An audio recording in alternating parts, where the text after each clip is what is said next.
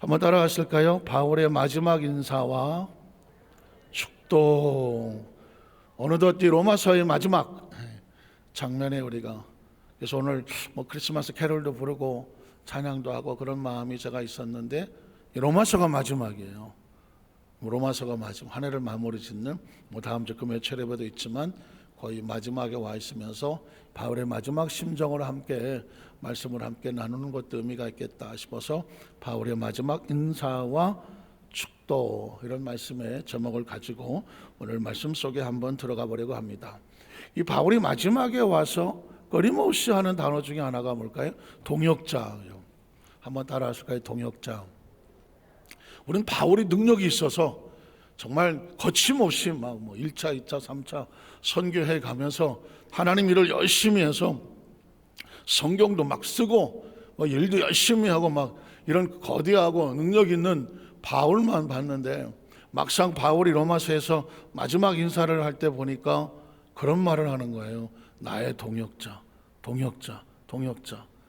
그러니까 바울의 뒤에 숨겨져 있었지만, 그러나 바울이 일할 때 뒤에서 일할 수 있도록 마치 자동차 바퀴와 같이, 바울이 막 열심히 하지만 바퀴와 같이 받쳐주고 밀어주고 굴러주던 동역자들이 있었던 거죠.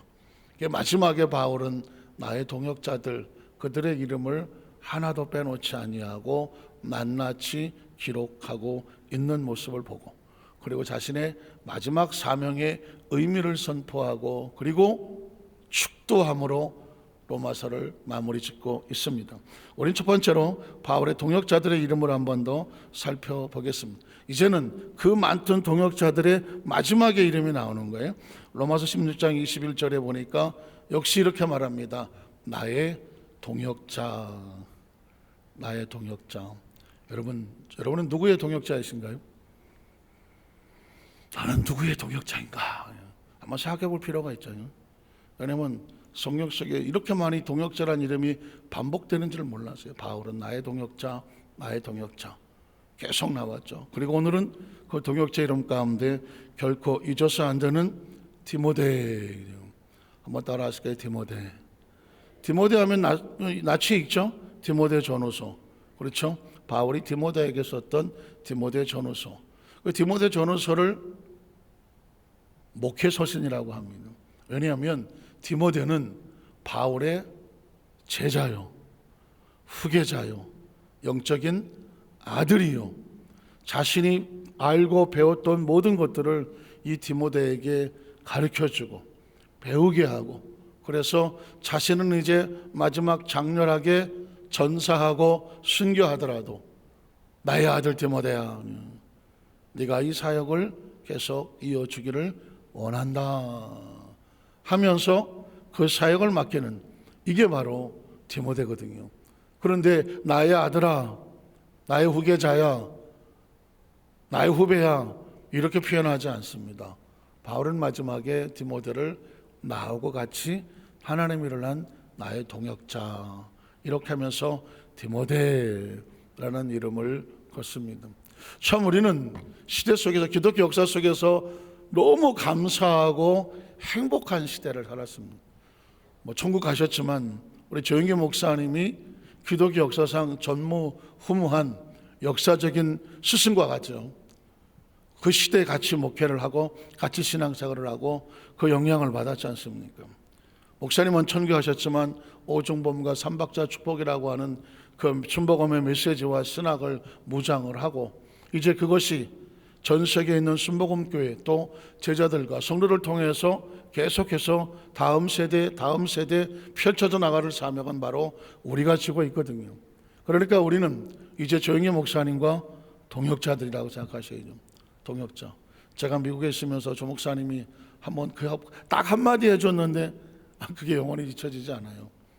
조 목사님 모시고 차로 태어나서 처음 조 목사님 뒤에 앉히고 운전을 해서 관사에 딱 모셔드렸을 때 그때 해주셨단 말, 자네가 한국에서는 나를 참 많이 도와주더니 미국에서 우리 사모를 총장을 도와줘서 너무 고맙다. 그 말 한마디에 제가 그냥 5년 동안 선교사 살면서 그냥 얼굴이 쓱하면, 지금 저 얼굴 이렇게 안 새카매요. 진짜 안 새까면서 제가 30대 때에 얼굴이 얼마나 하였는데 길에서 사인해 줬다니까요. 연예인인 줄 알고. 알게 뭐야 뭐. 그랬어요. 어쩌면 이렇게 별명이 귀공자였다니까. 그냥 막 해대지 뭐 그냥.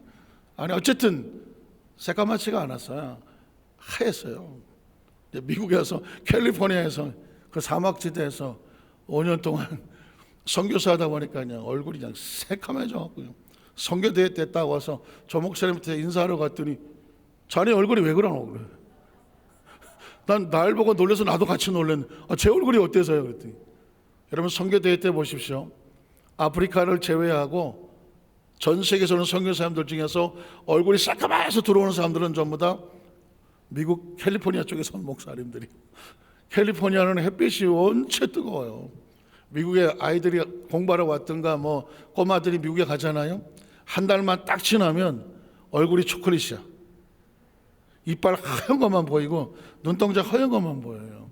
참 신기하게 흑인은 안 타요. 흑인은 안 타.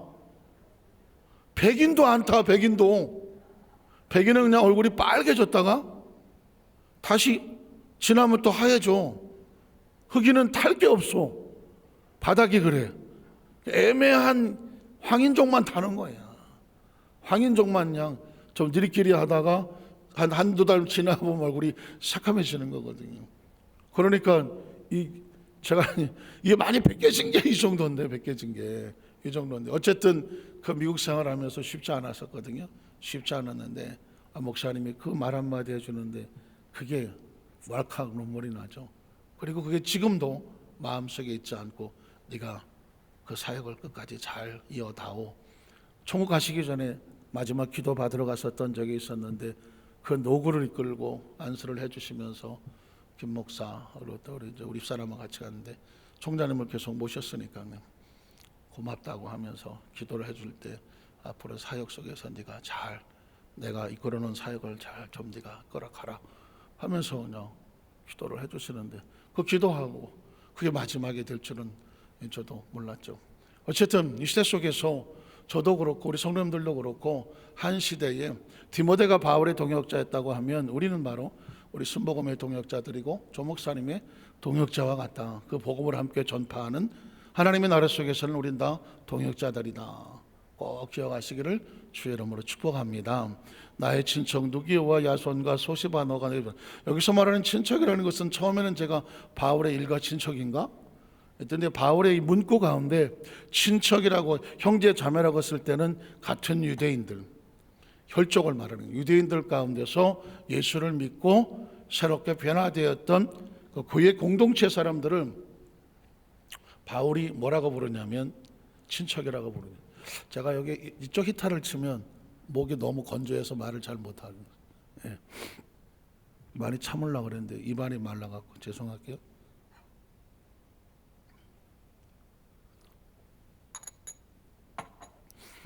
자, 성경을 계속 읽어볼까요? 22절에 보면 이 편지를 기록하는 나 더디오.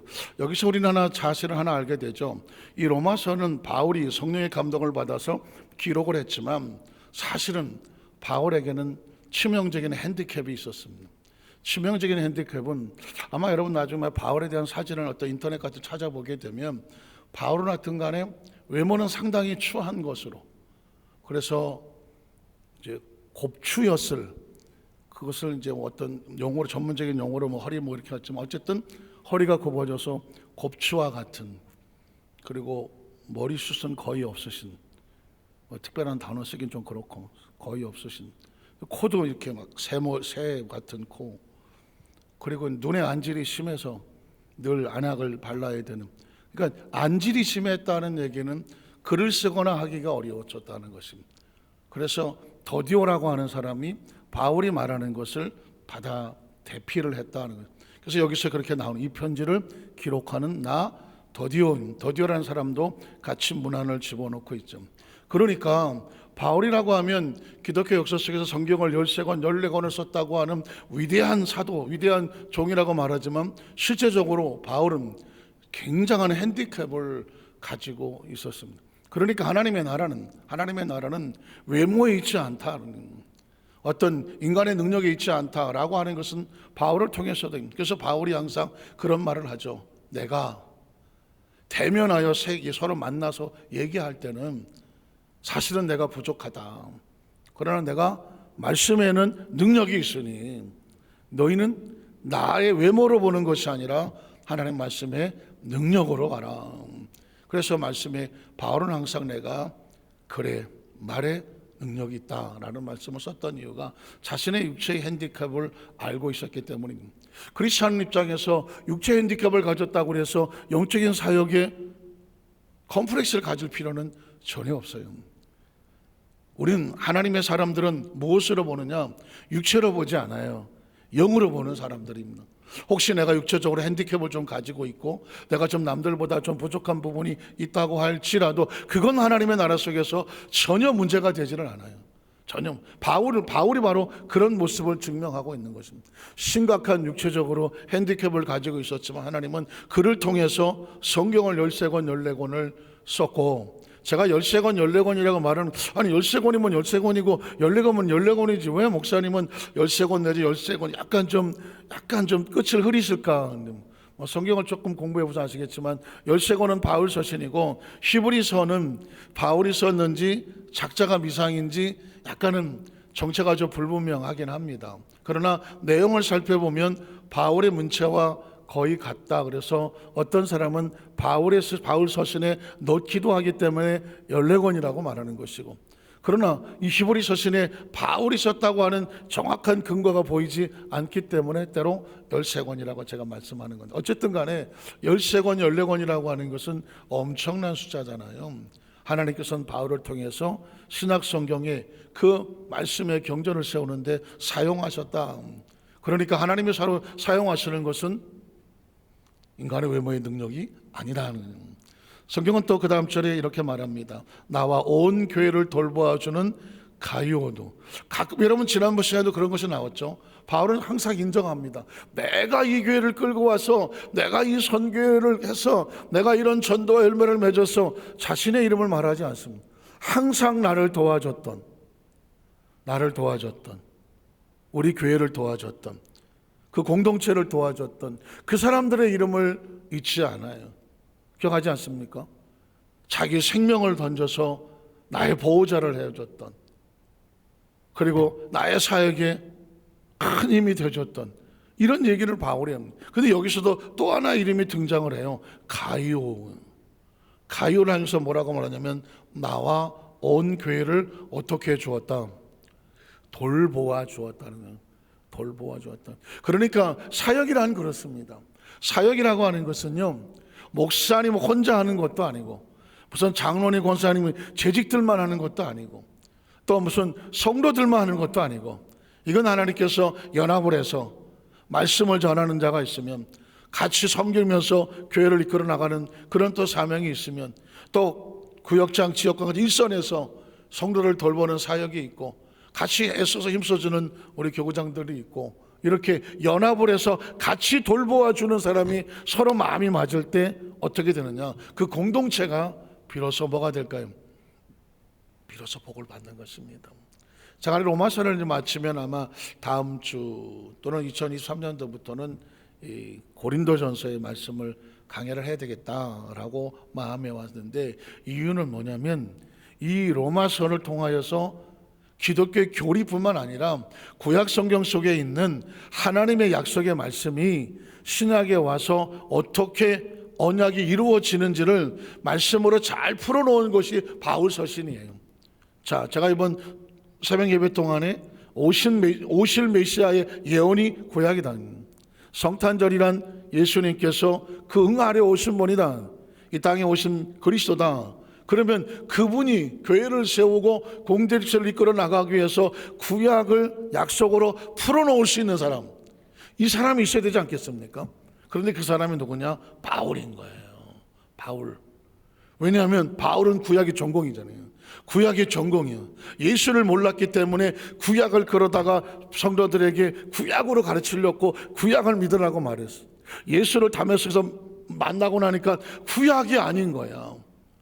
예수를 통하여 자신이 새롭게 은혜를 받고 나니까 은혜의 복음을 알고, 그리고 제가 이제 다음에 고린도 전서를 하게 될 때 말하겠지만 아라비아에 가서 자신이 배웠던 구약에서 메시아 예언을 연구하고, 메시아 예언이 누군가 했더니 예수인 걸 발견하고, 그럼 예수를 통하여 어떤 일이 이루어지는가, 그것을 통해서 그 초대교회에, 소아시아 교회에다가 말씀을 계속 구약을 풀어서 신학 예수와 연결해서 풀어놓은 서신들이 뭐냐? 바울 서신인 거죠. 그러니까 예수님이 이 땅에 오셔신 사역을 가지고 구약을 예수로 풀어서 약속을 우리에게 가르쳐주는 서신을 발견하려면 바울 서신을 볼 수밖에 없는 거죠. 로마서에서 발견하고, 여러분 수요예배 오시면은 갈라디아서를 강의하고 있지 않습니까? 갈라디아서 보면 바울 서신 가운데 제일 먼저 쓴 게 갈라디아서더라고. 갈라디아서를 보면 바로 아브라함 합니다. 그리고 그 아브라함이 유대인애가 아니라 아브라함이 예수를 통하여 이방인들에게, 아브라함을 믿는 사람은, 그러니까 예수를 믿는 사람은 아브라함의 자손이 될지어다. 아브라함이 하나님을 믿으니 의로 여겼던 것처럼 예수를 믿음으로 말미암아 너희도 의로운 자가 되었느니라. 예수를 믿음으로 말미암아 믿음으로 아브라함의 자손이 되었느니라. 아브라함의 자손이 왜 필요한데? 아브라함에게 맺었던 약속이 그 통째로 문서가 누구에게로? 너희에게로 약속이 이루어졌느니라. 그 얘기를 펼쳐져 나가는 것이 바울이더라고.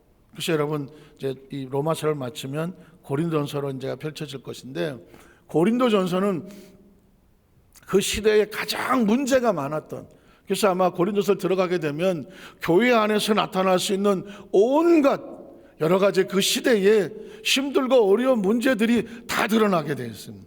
그래서 이 고린도전서는 바울이 그 교회 안에 혹시라도 이렇게 저렇게 생겨난 문제를 어떻게 해결해 나가야 되는지, 고린도 교회의 문제를 해결하기 위해서 말씀이 기록이 되고 선포가 되거든요.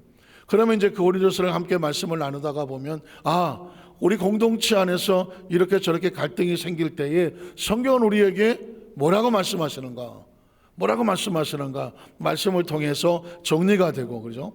해결이 되고 해답을 찾아서 교회를 든든히 세워나갈 수 있는 그런 발판이 되는 성경이 뭐냐? 고린도전서거든요. 그래서 다음 주나 다음 주부터는 이 고린도서 말씀을 나눌 수 있도록 하겠습니다.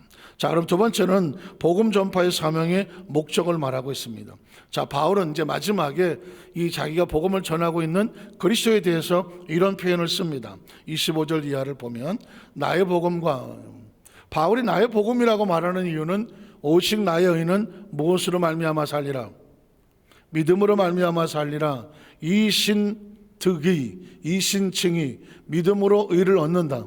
그래서 혹시 조금 신앙적으로 책자에 관심이 있거나 여러 가지 교리에 관심이 있는 사람들은 예수를 오직 예수, 오직 믿음, 오직 성경, 이게 루터가 종교개혁을 하면서 세 가지를 외쳤어요. 오직 믿음, 오직 말씀, 오직 예수 했는데, 끊임없이 그리스도인들의 사역 가운데 부딪히는 가운데가 뭐냐? 오직 믿음으로만 구원을 받느냐? 아니면 그러면 행위를 어떻게 되느냐? 믿음이냐 행위이냐? 이게 지금 계속 갈등적으로 부딪힐 수가 있어요. 어떤 사람은 착한 일을 많이 해야, 아니다, 우리가 부족하더라도 믿음으로, 이 오직 믿음으로 말하는 사람이 바울이고, 야고보서에 보면 행함이 없는 믿음은 죽은 믿음이다 라고 하면서 행함을 강조하거든요. 그래서 처음 성경을 읽으면 믿음이야 행함이야 헷갈릴 수가 있거든요. 요거는 이제 말씀에 들어가면서 조화를 이루는 건데, 예수를 믿음으로 구원을 얻고 우리의 삶이 행함으로 성장하고 성화되고 영화되어져 가는 것입니다. 예수를 믿어도 행위가 여전히 바닥에서 변화가 되지 않는다라고 하면 이 사람은 부끄러운 크리스찬이 될 수밖에 없는 거예요. 그러나 진짜 크리스찬들은 어린아이가 태어나서 죄송하지만 똥오줌 싸고 똥오줌 못 가리고 이건 수치가 아니잖아요. 어려서 태어나서는, 나는 태어나자마자 한 번에 다 해결했다. 솔직히 까놓고 얘기하면 우리 다 똥오줌 못 가렸잖아요. 어렸을 때 그 똥오줌 못 가린다고 그걸 변변치 못한 놈 이렇게 말하는 사람은 없잖아요. 때가 되면 다 가리고 때가 되면 그 어떻게든 이 정도 나이 되면 이렇게 하고 이 정도 되면 이렇게 되고 그 단계가 있잖아요. 믿음도 마찬가지입니다. 왜 야고보에서 행함을 얘기했냐면 어린아이로 언제까지 똥오줌 못 가리고 너 거기 있을래? 예수를 믿고 크리스찬이 됐다고 하면서 맨날 왜 나가서 세상에서 그냥 질퍽거리고 살래? 그건 믿음이지만 믿음이 아니지 라고 하면서 믿음으로 혹시라도 값싼 아주 싸구려 믿음으로 만들어버릴까 봐. 나 예수 믿었어, 난 구원받았어, 이제 내가 어떻게 살아도 다 하나님이 날 용서하셨어, 이러고 사는 그런 모습에서 벗어나라고 믿음을 강조한 것 같이 행함도 말씀해 주는 거거든요. 자, 이 바울의 복음이라고 말했는데 이 복음과 예수 그리스도를 전파함은 예수님 어떤 분이냐? 영세전 창조 이전부터 감추어졌다가 이제는 뭐 했다? 나타내신 바 되었다. 여러분 아시겠습니까? 예수는 감추어진 존재였으나 때가 되심에 세상에 드러내셔서 우리에게 나타나셨으며 그런데 그걸 어떻게 아느냐? 영원하신 하나님의 명을 따라 누구의 길로? 선지자들의 글로. 이걸 다른 말로 말하면 시편, 율법서, 선지서, 이걸 다른 말로 말하면 구약이죠. 구약. 이건 구약인 거예요. 그러니까 이 시대에 성경은, 로마서를 쓸 때의 성경은 구약밖에 없었어요. 이해가 되십니까? 지금 우리는 신구약을 다 가지고 있잖아요. 그러나 로마서를 쓸 때의 성경은 구약밖에 없었어. 예수님 당시에도 성경은 뭐밖에 없었어? 구약밖에 없었어. 그래서 오늘 아침에도 예수님께서 회당에 가셔서 말씀을 달라고 그랬더니 무슨 말씀을 주셨죠? 이사야서를 주셨어. 구약이잖아. 펼치시고 61편 1절로 3절을 펼치시고 오늘 이 말씀이, 이 구약에 예언된 말씀이 예수의 메시아 사역을 통하여 너희에게 뭐하였느니라. 자다가도 벌떡 일어나셔야지. 뭐하였느니라. 응가는 아닌데 응하였느니라. 이게 기독교거든요. 이게 메시아거든요. 크리스찬의 정체성은 어디 있었냐면 그 구약에 예언된 말씀이 예수 그리스도로 말미암아 응했다는 거예요. 이걸 믿는 사람이 크리스찬이거든요. 그래야 구약을 알고 신약을 아는 거거든요. 바울도 똑같이 얘기하는 겁니다. 예수 이전에 선지자들의 글로 말미암아 감추어졌던 거야.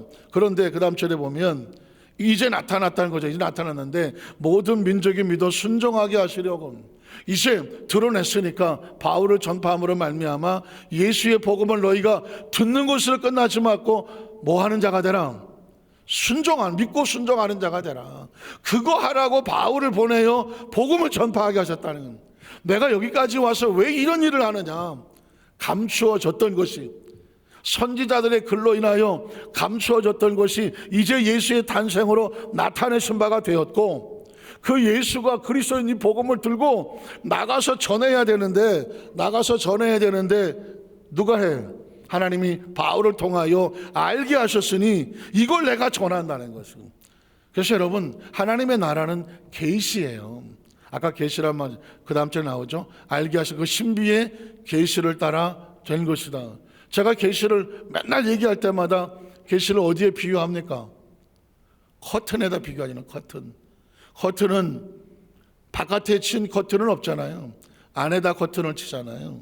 그럼 바깥에서 그 집안의 창문이 보여요, 안 보여요? 커튼이 쳐 있으면 안 보입니다. 그래서 보려면 어떻게 되죠?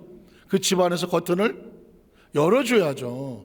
열어주면 그 안에가 보여요. 그걸 계시라고, 리빌레이션이라고, 감추어졌던 것이 드러나는 게 리빌이거든. 리빌, 다시 보이는 거거든. 계시록이라는 그런 리빌레이션이라는 것이니까 커튼은 바깥에서는 못 열어, 안에서 열어줬기 때문에 들여다보는 거거든요.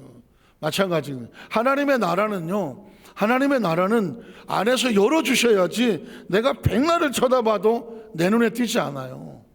많이 읽으면 보일까? 통독을 하면 보일까? 뭐 그럴 수도 있겠죠. 그런데 제가 성경을 살펴보니까 아니요. 그렇게 저도 성경을 꽤 많이 읽고 끊임없이 손에 성경을 가지고 있는데 제가 이제 올해 2022년 오늘이 마지막 두 번째 금요일, 돌아오는 이제 토요일 날 송구영신.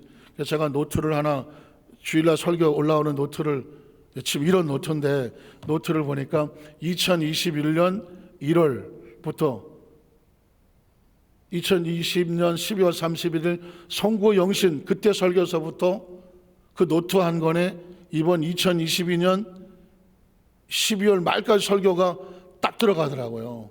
그래서 제가 지난 설교를 어떻게 해왔나 하고 이제 쭉 펼쳐져 봤더니 어느 순간에서부터인가 제가 약속이란 말씀을 선포하기 시작을 했어요. 약속이란 말씀을. 그 시점이 언젠가 내가 찾아본 거거든요.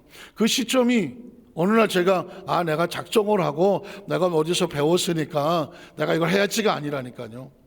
성경을 읽다가 무심코 창세기 17장을 읽었는데 그 수도 없이 봤던 성경에 하나님이 아브라함의 환상 중에 나타나셔서 너는 완전히 내 앞에서 행하라. 그리고 내가 나의 언약을 너에게 주노니. 다른 구절이 하나도 안 들어오고 나의 언약. 갑자기 빵! 제 머릿속에 막 불꽃이 튀는 것처럼 나의 언약? 하나님의 언약? 하나님이 지금 아브라함에게 뭘 준다고? 나의 언약을 준다고? 이게 어디서부터 출발을 했지? 그 자리에서 제가 성경을 뒤지기 시작했거든요. 그때 15장에 오니까 약속이 있고, 뒤로 계속 올라가다 보니까 이게 아브라함만 하는 게 아니야. 노아에게도, 이제 제가 이번 주일날 아마 설교할 때 아마 그 구절이 나올 수 있겠는데요. 노아에게 막 8번인가 하시더라고. 방주에서 나와서 지금 정신이 이 멀쩡한 이 노아를 붙잡고 하나님이 내가 너에게 8번이나 나의 언약을 8번이나 강조하더라니까. 그래서 그럼 이 언약의 뿌리는 어딘가 했더니 에덴 동산도 언약이죠. 선악과도 언약의 중심이거든요. 선악과를 가지고 하나님의 계약을 다시 시작했지. 그러면 창세부터 계시록은 무엇으로 뚫리느냐? 언약으로 뚫리는 거구나. 그러나서 영어 성경을 뒤졌더니 이게 뭐야? 구약은 올드 테스터먼트고 신약은 뉴 테스터먼트. 테스터먼트라는 단어가 딱 버티고 있는데 왜 테스터먼트를 설교를 안 했어요?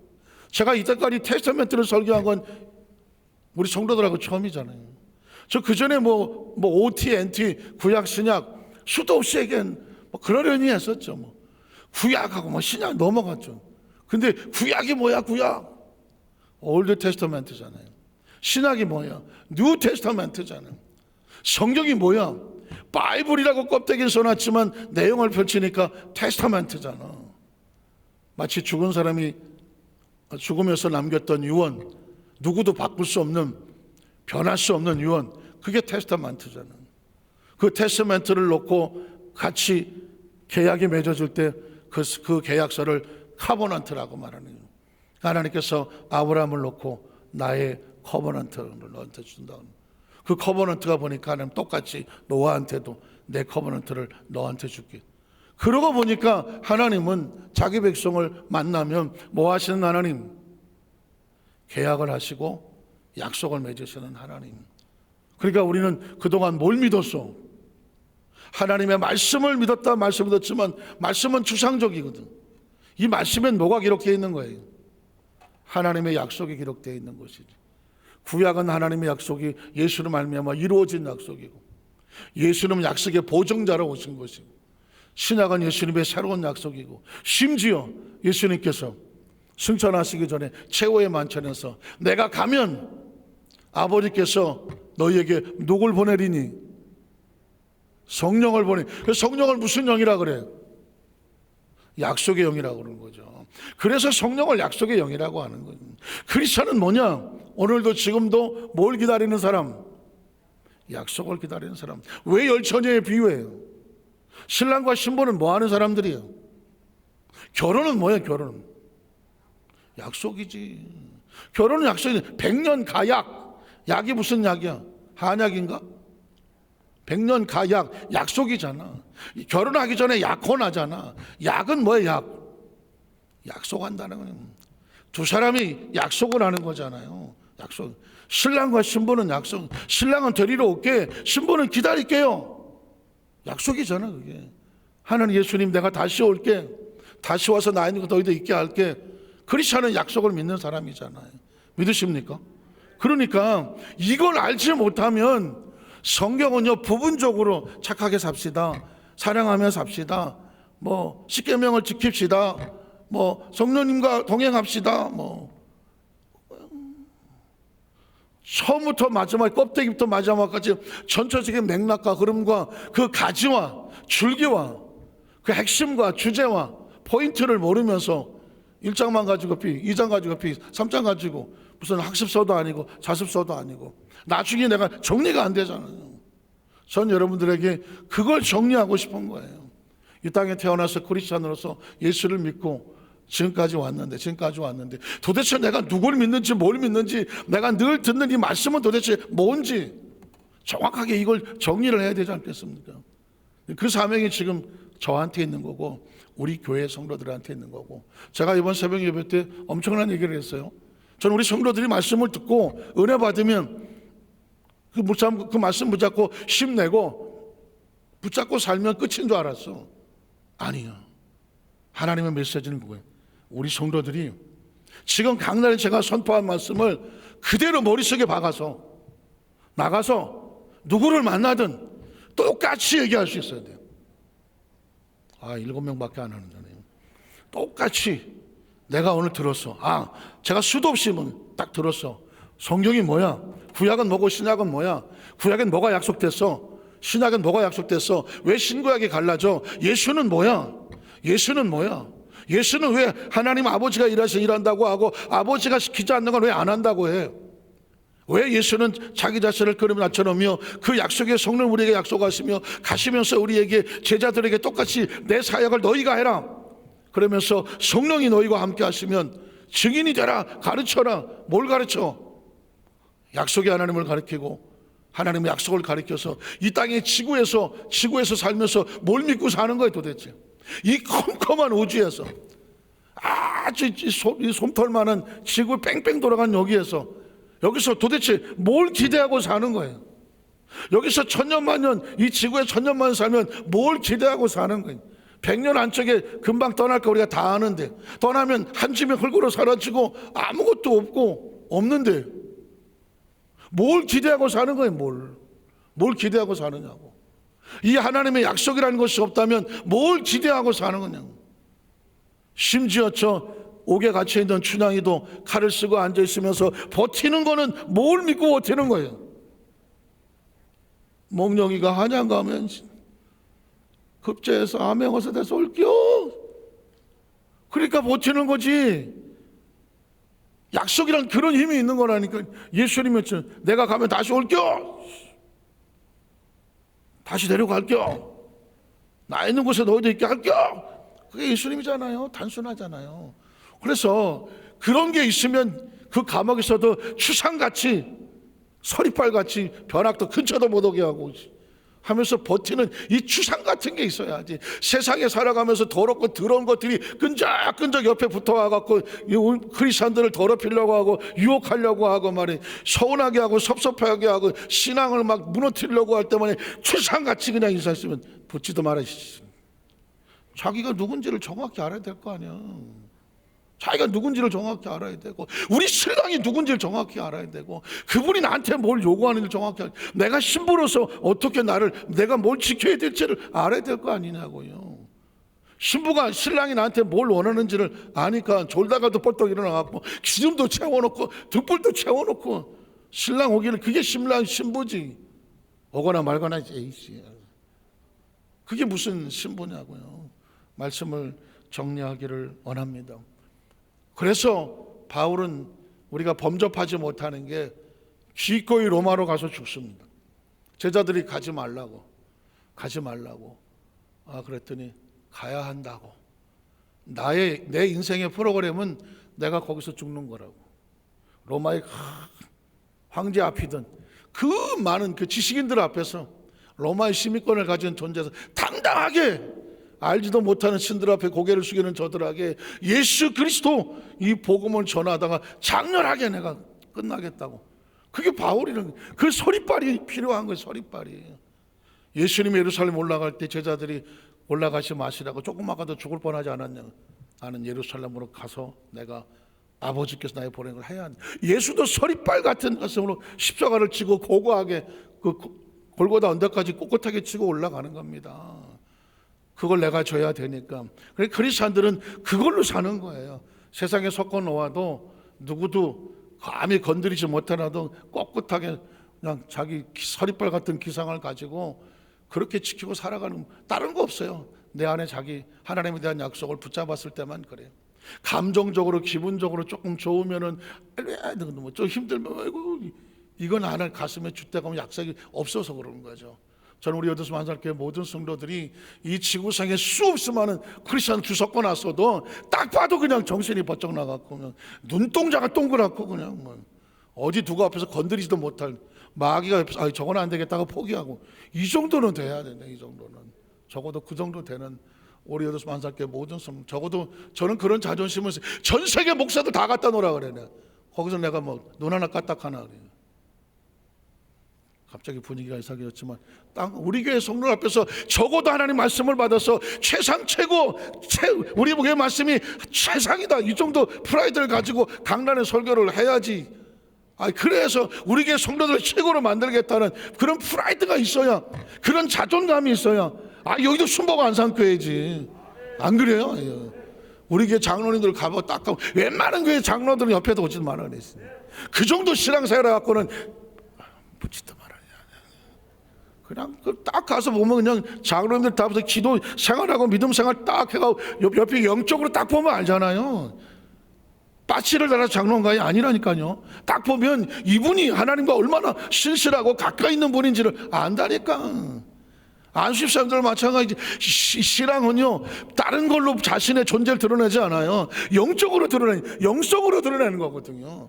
딱 앉아서 그의 삶 가운데 거룩함이, 하나님의 은혜로움이, 기도할 때 하나님의 역사하심이, 운행하심이, 그분이 와서 떠나 손 한번 딱 잡아도 그곳 성령이 흐르는 전류가 있는 거고, 그런 거예요. 하나님 우리한테 그걸 쓰는 거예요. 그 자존감으로 사는 거예요. 좀 학교를 못 나오면 어때? 집안이 좀 못 살면 어때? 그건 시대적으로 그럴 수 있어. 그렇지만 하나님이 들어서 하신 사람은 머리 하나도 없는 그 바울도, 이는 독수리 코 가지고 있는 바울도, 허리도 제대로 없는 바울도, 눈이 안질이 있어갖고 글도 잘 직접 못 쓰는 바울도 하나님이 갖다가 쓰신다니까 아무도 범접을 못할 정도인데, 적어도 그 정도의 자신감과 자존감과 자기를 드러내는 것이 아닙니다. 적어도 하나님을 아는 하나님 백성의 자존감만은 절대로 포기하지 말고, 뒤로 물러서지 말고, 세상 어디를 갖다 놓아도 섞이지 않을 수 있는 그 고고함은 우리 크리스찬들이 가지고 있는 유일한 자존심이에요.